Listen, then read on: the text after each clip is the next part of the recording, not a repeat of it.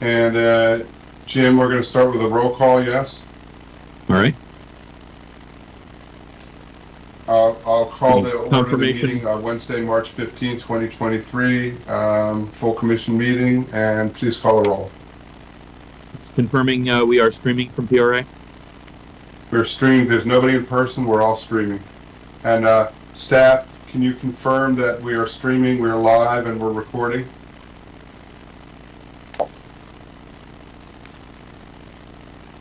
Excellent. Okay. Thank you.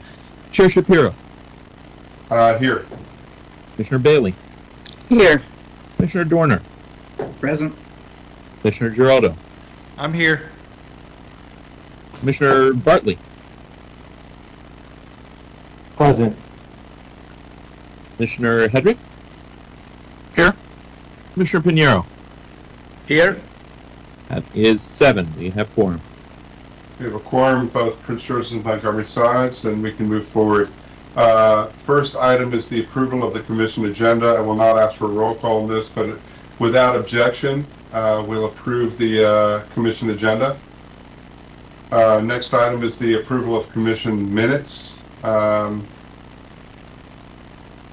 just trying to think about, well, for those who were attentive to these minutes and who are part of it, is any objection to approving the commission minutes? No objection.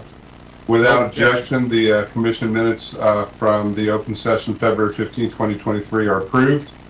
We have a number of general announcements, which I won't go through, but there's all sorts of activities this month: Women's History Month, St. Patrick's Day, which is coming on up, a number of others, and there's information for you and information on the website as desired. Before I go any further, I just want to take a minute to recognize that we have 2 new commissioners with us on the Montgomery side. And I want to welcome both of you, Commissioner Bartley, Commissioner Hedrick, welcome you to the commission. Looking forward to working with you both. Unusual times, and so we have 3 folks. Commissioner Pedawam will be joining us, not this meeting, but the next one too. But I just wanted to give you all a chance to say hello and have your voice heard and introduce yourself to the public, such as it is. And we are welcoming you and looking forward to working with you. So Commissioner Hedrick, Commissioner Bartley, anything you want to add? Oh, nothing really. Thanks for having. I'm excited to be here and appreciate it, and hopefully looking forward to working with everybody. Well, thank you for giving me an opportunity. I look forward to meeting you all in person. It's an honor and a privilege to serve the citizens of Montgomery County and jointly serve the citizens of Prince George's County when we meet together. We have a shared border between our counties, and we oftentimes share the roadways with one another, and we share the common experience in wanting to get outdoors and live in communities so we can live our best lives here in the state of Maryland. I look forward to being informed about the decisions that we need to make, and I will make the decisions that are in the best interest of both counties and look forward to improving all of our lives. Thank you. Thank you, sir. Thanks to both of you very much. And looking forward to working with you both. Other announcements, Commissioner Dorner, you had an announcement you wanted to share with the public, I believe. Yeah, and this is also to kind of like bring up some of the newer commissioners, so you're kind of aware of things that happen in the counties. Some of them are outdoors, some of them are not. But we have registration that began this morning for the Prince George's County Parks summer programs for children, for the youth. You can get to it if you go directly to pgparks.com, or if you're on the mncppc.org website. In the top right kind of corner up there, there's like a black kind of banner. You'll see Prince George's County and Montgomery County as well. There's a couple different parts of the county systems that we have over Parks and Planning, as well as Parks and Recreation, as well as planning purposes. If you click under Prince George's County, the Parks and Recreation link, it'll take you to a page that has a really super nicely formatted brochure that's linked off of there. There's some information about the summer camp programs that you can find. The brochure is in English and in Spanish. The high-level kind of takeaways from it is that the sessions run from June 26th until August 14th or August 18th, which is when schools are out in our county. Before and after care is provided at some locations. Hours are around like 9 to 4:30 or so. There's 1 week and 2 week sessions for kids. Most of them are children who are 4 to 17, but there are some preschool camps as well for children who are 42 months to 5 years, which is really nice for young parents who need some additional assistance. The web page, if you look at that, just advertises mainly sports activities, which hint to staff, we should probably broaden that. Because it says that it's just golf, tennis, ice hockey, and figure skating. If you look in the brochure, though, there's a ton of other stuff. So there's art, we have computer classes, including coding. There's culinary classes, there's STEAM classes as well for other more kind of academic kind of aspects, and there's even a class to learn ASL. So there's a lot of different things that we offer through our Parks program for summer camps. And I just want to highlight that so people know that the registration started this morning at 9 a.m. If they're still looking around and trying to find places to put their children, then definitely look at it. There's also fee assistance that's available for those who need it as well. So don't let that kind of come in the way of signing up if you're interested in that. And that's it for me. Thank you, Commissioner. That's well done. Appreciate it. Are there any other announcements from folks before we move on? Okay, thanks everybody. Next item on our agenda is item 4. This is for information only. This is the ERS Employee Retirement System. It's the Employee Retirement Association Board of Trustees regular meeting minutes and reports. So it's just, commissioners, that is just for your information. It's in your packet. Actually, there are no other action items today in this meeting, so everything that we're going to be doing is going to be for information or for some measure of discussion. So any comments or questions on item 4? If not, we'll move on. Item 5, officers' reports. We have the executive director's report. All these items are for information only. Executive Director Chang Smith, Santha, do you have anything you want to bring to us related to these, or are these just for information only in our packet? Good morning. This is just for information only for you to take a look at. If you have any questions, we'd be happy to answer.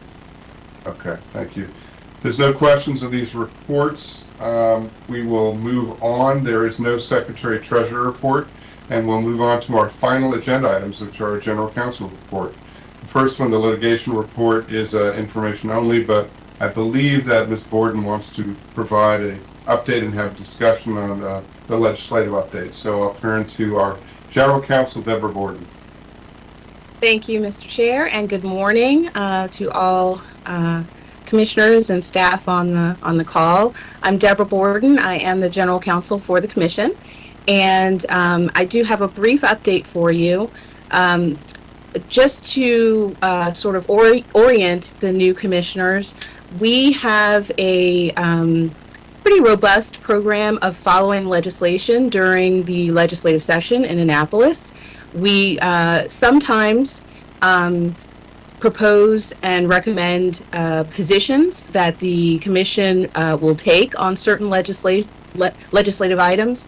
We are very circumspect as to when we speak, and on most items we don't take a position. We are very cognizant of the fact that we serve 2 counties, and we work very closely with our county councils as well as our county executives, and they, their views of legislation do come into play when we make decisions about what we would recommend to you. So we had recommended really extensive work on the Forest Conservation Bill. That is SB 526. That is a very extensive, we might say radical, reimagining of the state's Forest Conservation Act. And the initial draft of that was introduced in the legislature was problematic for both of our counties, the 2 largest counties in the state. And it was problematic on a number of levels. We were concerned about the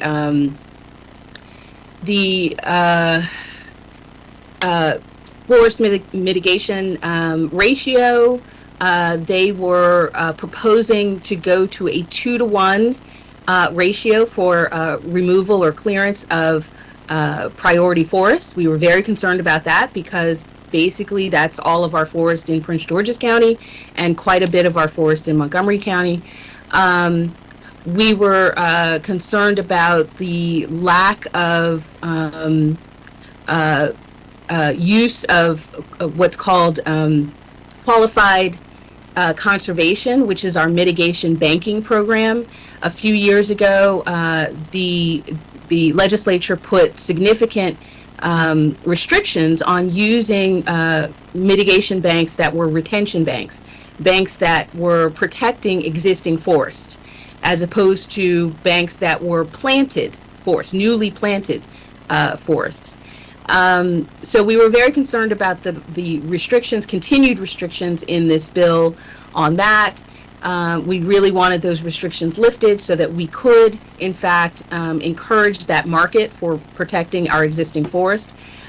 We're concerned about that because when you don't have that market, when that market is not robust, we have seen in the past that developers will turn to fee in lieu, which is actually not the ideal way to mitigate forest. We don't want the money, we want trees. And the other thing is that it gives landowners who have a lot of forested land, it gives them incentives to do other things as opposed to saving that existing forest. Other things other than development. They can do things like solar farms, which causes significant degradation of our forest land. So we were very concerned about that. So as a result of those concerns, we have been working with MACO and the sponsors very intently and very sort of intensively on a number of amendments. And we have been, we think, very successful in getting those amendments through and getting agreement on those amendments with our partners at MACO and our partners with the sponsors. The sponsors have been very responsive and really helpful. And so we think that we have a deal. We are just waiting on the redraft to come out from the Office of Legislative Services. But we do think that all of our concerns have been met, including a grandfathering clause that would provide a safe harbor for any projects that are in the pipeline. So we do think that we have, we've worked out, some really great items to go in the new bill. It looks like excuse me. It looks like the ratio will go back down and be a 1-to-1 ratio, which is an increase, but it is an increase that's probably overdue. That probably needed to happen anyway because the previous minimum was a quarter acre to 1. So you clear an acre and you only have to provide a quarter acre. So that was always very low, and we thought that was very low. And so we've gotten some exemptions, some exceptions to that. Our TOD areas, for instance, will be exempt. Will still be at that quarter acre to 1 ratio. So we really have come a long way. And as soon as we have the redraft, we will confirm all of that. But we do think that we're in good shape and good stead. So we've been working on that, pretty intensively. And I just want to thank the environmental planning staff from both counties. They have been absolutely awesome in working with us and redrafting and proposing amendments. We could not have done it without them. So, so that is really the big update. We are still watching several bills. Deborah, there let me were hold you one sec, because we've Sure. got a question that may be related to this bill. So let me turn Okay. to Commissioner Hedrick and see if you want to ask a question about this before Deborah moves on to others. Okay. Thank you. I did real quick because you used the term priority forest, and I wanted to see could you would you mind defining that, because I'm not familiar with that term, and I just want to make sure I was sort of up to speed. You know what? I will define it for you, but I would want to use the actual I wanted to, yeah, I was wondering if it was a legal definition or Yeah, something like that. It was a specific thing, yeah. It's actually defined in the code. Can I Okay. send that to you? Because it's a fairly robust definition. That's perfectly fine. Yeah, I just wanted yeah. to make sure that I was up to speed on that. So yeah, if you want to send it later, that's fine. We don't need to go into I it will now. do that. Thanks. I will email that to you. Appreciate it. Yes, Commissioner Bartley? Yes, Ms. Gordon, can you explain the 1-to-1 ratio versus the 2-to-1 ratio? Sure. So any developer who is developing a piece of property, if the property has trees on it, and certainly if it's greenfield, if it's a property that's not a redevelopment, it likely has trees on it. So that developer will do their plans, and I've got to have my stormwater here, I've got to have my utilities here, and here's where the building's going to go, and oops, there's 100-year-old oak in the middle of where I've got to have my building, or in the middle of where I need to have my utilities. In some cases, it's a single tree that's a large specimen tree, or in some cases it's just a lot of small trees that are in the way of something that is proposed to be built. In order to remove the trees, and if they're removing more than a certain amount of trees, the Forest Conservation Act kicks in, and they have to get approval for removing the trees, and they have to then tell us what they're going to do about it, what they're going to replace those removed trees with. And so there's a list of things that a developer can use as mitigation for clearing forest. And it generally goes, they can replace the forest on their site. So if they can fit new planted trees someplace else on the site, that is preferable. They can find off-site places to plant trees. They can go to a mitigation bank, and either a planted bank or an existing, a bank that is protecting existing forest. And that was one thing that had been removed from our toolbox by the state a couple of years ago, and we really wanted to get that back. Because in both counties, we had a really robust market for our mitigation banking. And it was a good tool in the toolbox to allow people to protect existing forest perpetually, forever. That land, that property that's in that protected bank can never be built upon. They can never cut down the trees. That is to us, just as important as planting new trees. Because trees take a long time to mature, and there really is no substitute for protecting our existing forests, because once they're gone, they're really gone. There really is no replacing it. So we thought that was an important tool. We really wanted to work with our legislators, our delegation members, to understand that and to understand why it was so important to us. And so we've gotten that back. It's back in the toolbox, and that is really, really helpful to us and really important. Did I answer your question? Okay. Any other questions? I know more about trees right now than I ever thought I ever would. So it's an exciting thing. Nice work on our behalf. Much appreciated. Thank you. And this is actually my first time handling the legislative program for us. So I'm happy to talk about it with any of the commissioners, and I'm also happy to hear any criticism, any helpful hints about how we've done it this year, or how we should do it in the future. Because this is our first time sort of out the gate. Me and Jordan have been doing this for the commission and representing us in the legislature and with the legislators. And so if you have any helpful hints, please let me know. We will be doing sort of a look back after the session is over. We will also have for you in April at your meeting, we will have a report on all of the legislation that we were following, all of the legislation that we took a position on. We will have a very shorter, I think it's going to be shorter this year, more succinct report on all of our work that we've done in the session this year. So you'll have a chance to sort of take a look and see what we've done, and and see if you have any suggestions for how we should do it in the future. Great, thanks for that. And commissioners, you should know that my counterpart, that Vice Chair Zines and myself are quite active and involved in this process. And Deborah, I think it's going great. I think you and Jordan are really, paying attention to everything you need to pay attention to. And I also think that you're keeping Jeff and I in the loop in ways that are quite helpful. So, so thanks for that. Great. And that concludes my report, unless you have any questions. Any other questions for our general counsel? Nope, just Okay. thank you. Yeah. Well done. Likewise, thanks.